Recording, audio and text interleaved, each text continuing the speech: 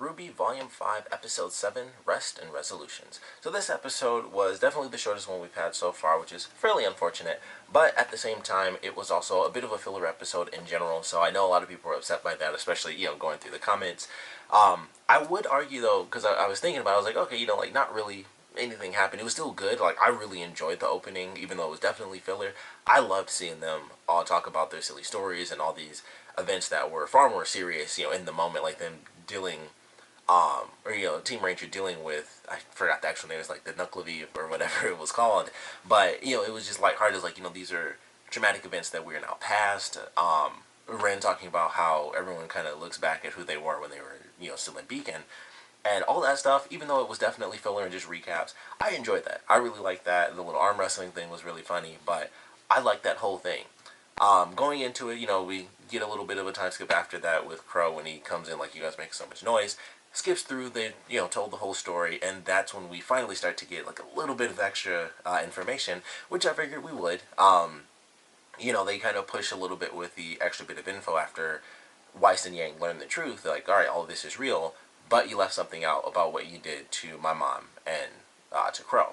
So they talk about that. We find out that it wasn't really an experiment or anything that was, like, against their will. They did have the choice. So it wasn't nearly as bad as Raven made it seem. It was more, I think it was just more in line with the fact that that was her going really far into being a hero compared to, like, their initial intentions. And she was like, man, this is like a complete 180 from who, my brother and I came here to be. And, like, now I kind of hate all of it. So it wasn't nearly as bad when it was revealed. It was like, yeah, I bestowed some of my magic upon them. And, it was kind of it. Like, it wasn't really that big of a deal. It's like a minuscule amount of magic, actually. And that was pretty much it. They had the choice. We do find out that Ozpin was officially the wizard from, I want to say that was 2 volumes ago when we had that World of Remnant episode with the 4 maidens. And that was actually Ozpin. He was the wizard that initially created the 4 maidens, and I thought that was pretty cool. Of course, it now debunks my theory. I thought for sure that he was still one of the maidens, and that was mostly because it fit in line so well with some of the Wizard of Oz stuff. But he's technically still the Wizard of Oz. But I thought it fit that he was the Maiden of Destruction, where, like, a bunch of people followed him because they thought he was, like, this grand wizard, like the Wizard of Oz, and then everything fell apart because he was, like, this weak random guy who's just, the random normal guy behind the curtain. So that's where I was going with it, because I was like, that fits perfectly with who the wizard was in the Wizard of Oz. But he is legitimately, like, the actual wizard, the Wizard of Oz, and he made the 4 maidens. So I was like, okay, that's cool, that little bit of information, the fact that, it was a choice between Raven and Crow to, get that magic bestowed upon them. I love Nora's little moment where she was like, oh, Raven and Crow is like, they're birds, and it's like, figured it out, like, got it. So that was definitely a funny little sequence, but all in all, tiny little episode, great cliffhanger ending, because we finally get to see everybody come back as far as the villains. We get to see Cinder, Mercury, and Emerald, and I forgot that dude's, I know it starts with a W. I want to say Wallace is one of his names. Watts, that's what it is, Watts. So we get to see them, they get to the camp, so I'm super freaking happy that hopefully, we'll see, but I'm hoping that that is a part of next week's episode, that is going to be at least one half. The other half can totally be Blake and what's going on there. But I hope they don't skip over the fight, because I really want to see that. Mercury's back. I love watching him fight because he's like one of the few, he's basically the only character in the series that actually uses his feet as his main weapon. Everybody else uses their hands or, like, actual weapons. So I want to see him fight again. We get to see Emerald, like, pull out the gun. She does the twirl, and as soon as those blades kind of snap outward, cuts to black, and I was like, oh, I cannot wait for next week's episode. But they're all there. I can't wait to see what Watts can do. I mean, they're attacking this whole camp. They took him for a reason.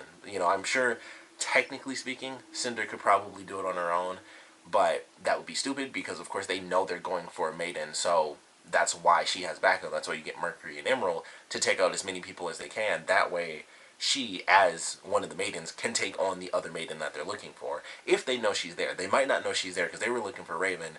They might just, who knows what might happen. They might get surprised and it's like, oh crap, this is about to be an explosive battle. So either way, it should be pretty intense next week. At least that's what I'm hoping. But looking forward to it. I think this episode was definitely shorter, especially, so this is one thing I think a lot of people didn't really consider. This was also during Thanksgiving. I mean, we know that they still basically do the episodes week by week.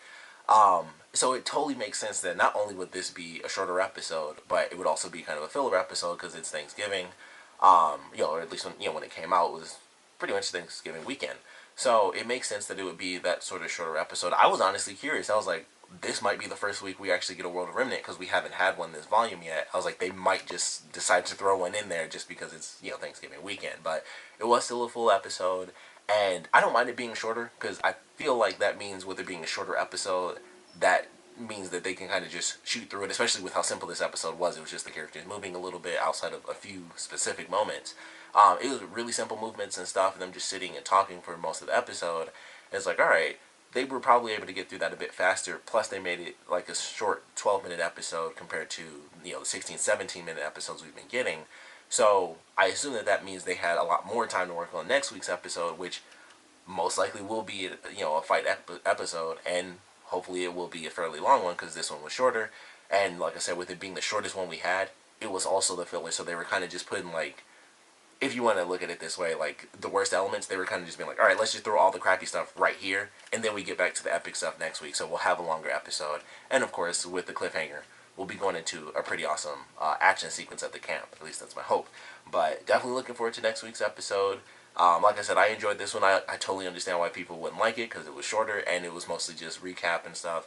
But I love getting to see, the teams kind of reunite and just, these are friends who haven't seen each other in months. Things have just been bonkers, to say the least. So I still enjoyed it even if it was filler. I love getting to see that and them going through and talking about random little moments and them at Beacon and referencing the dance and stuff, and they're playing the music. They're playing the song on the on the scroll. I was about to forget what they called them, but little stuff in there was definitely entertaining. And then we got, like I said, a tiny little bit of information, but that cliffhanger was definitely really awesome. So looking forward to next week's episode. Of course, we'll love to know what you guys thought about this one. So please comment below. Let me know your favorite parts about it, your least favorite parts about it, and I definitely want to know your predictions on how things are going to go. As far as this fight, like how crazy are things going to get? What are they going to find out? Because, like I said, they were looking for Raven.